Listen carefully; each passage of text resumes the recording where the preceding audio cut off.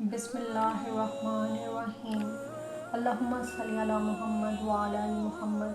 حضرت علی رضی اللہ تعالیٰ عنہ نے فرمایا، کبھی کسی کو دکھ مت دو، کیونکہ معافی مانگ لینے پر بھی دل میں درد باقی رہتا ہے، جس طرح دیوار میں سے کیل نکالنے پر سوراخ باقی رہتا ہے۔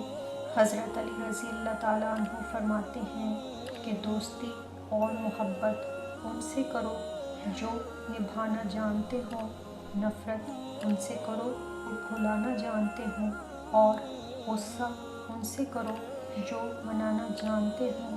حضرت علی رضی اللہ تعالیٰ عنہ سے کسی نے پوچھا، اگر کوئی اپنا ہمیں بھول جائے تو کیا کیا جائے؟ شیر خدا رضی اللہ تعالیٰ عنہ نے فرمایا، کوئی اپنا ہو تو وہ کبھی نہیں بھولتا، اور جو بھول جائے وہ کبھی اپنا نہیں ہوتا۔ محمد کا امتی چینل کو سبسکرائب کریں، ویڈیو کو لائک اور شیئر ضرور کریں۔